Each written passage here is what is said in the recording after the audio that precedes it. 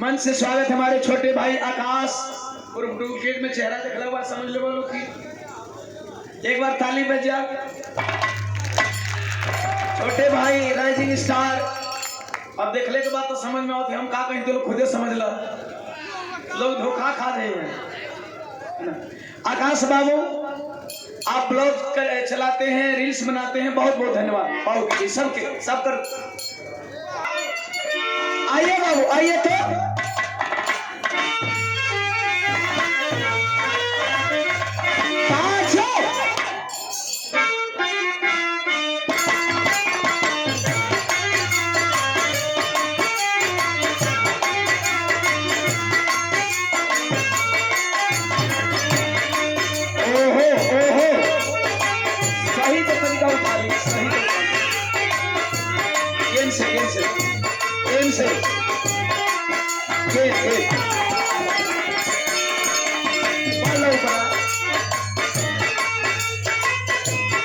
Experience ले लिया।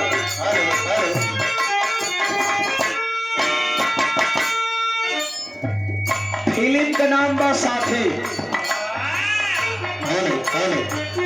भैया वो जल्दी खोस खास के हटा ना मर दो, बड़ा कुछ जगह ना हो। चाहे हीरो हीरोइन से कहे या हीरो से हीरोइन कहे, बिछड़ल प्यार याद आवता। भौजी ए भौजी हितवा अपना भैया के लेके बड़ा दिन पर लुई, उतना दिन अपना दूसरी बहनी के साथ घूमत में कहां था। कहो कमले सी तो हरी बहन की गोड़ लागो।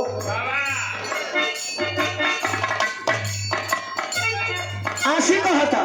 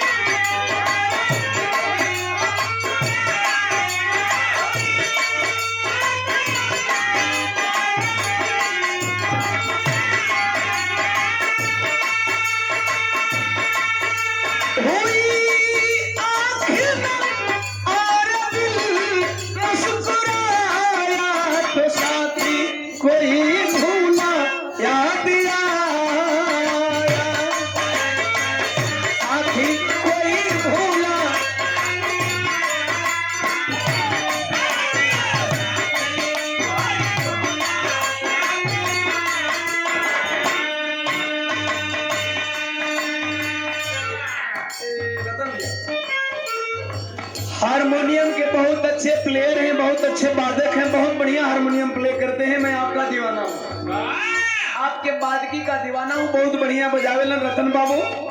100 रुपया माला। कलाकारी इसी तरह बढ़ी रहे। आप लोग हम कलाकारों के जान हैं। आप लोगों के बगैर ये साज अधूरा है और साज के बगैर आवाज अधूरा है।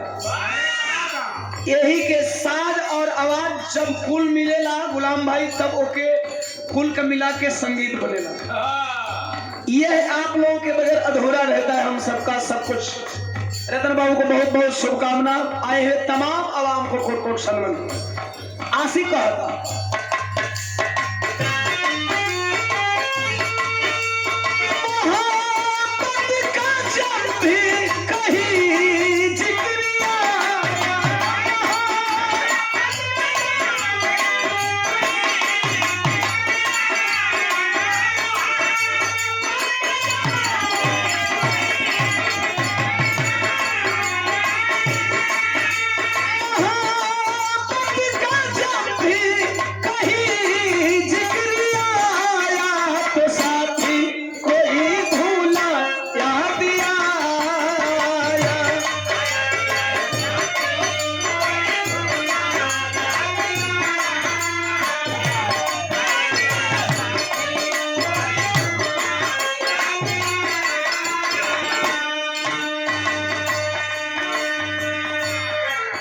एक बात शायर ने बड़ी खतरनाक लिखा,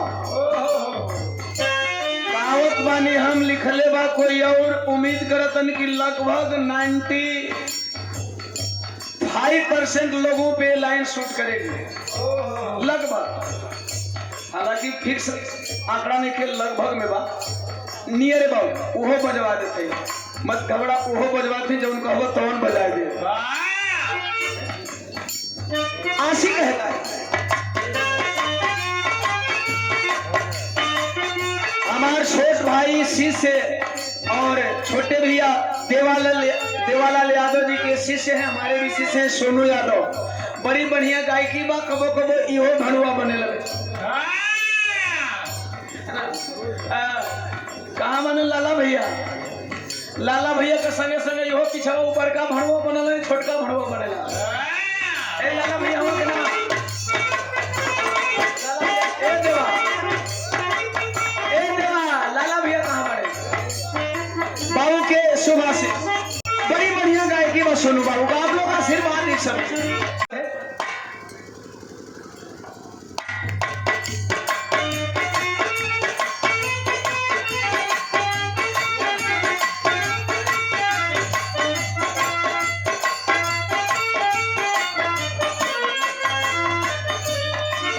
क्या यही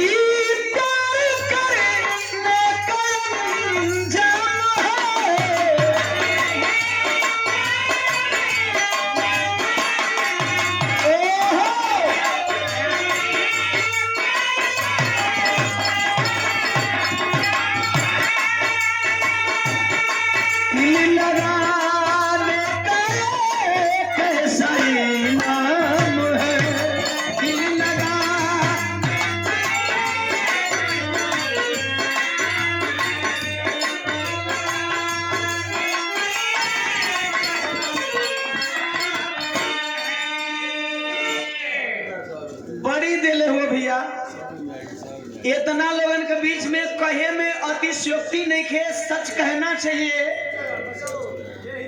और एक बार बात अच्छी लग जाए और ईमानदारी ओम प्रकाश दीवाना की झलक जाए तो आप लोग ताली बजा दीजिएगा। डिजिटल जमाना नहीं था, कैसेट का जमाना था। जिन भाई को नीचे देख रहे हैं, हर एक दुकान पे अपने रिक्स पे आपने ओम प्रकाश दीवाना का कैसेट ठुकवाया। एक बार देवानंद यादव के लिए जोरदार तालियों से स्वागत हो। और केहरो ले आवल जा तो साला कासमाबाद रहल जा, तब वो पहुंचावल गाड़ी लेके बोलेरो आई आवे। शैलेंद्र सिपाही जी, मुरारी भैया, अमरनाथ बाबू, देवानंद भैया, ये सब एगो टीम रहल। मुरारी भैया 100 रुपया, और आदरणीय अगर देवानंद सिपाही जी कहीं भी हो, सॉरी शैलेंद्र सिपाही जी कहीं भी हो, एवती निवासी हमारे बड़का भैया, तो आप आ जाए मंच पे। आई लो प्रताप करो, बहुत बहुत धन्यवाद, प्यार रहा।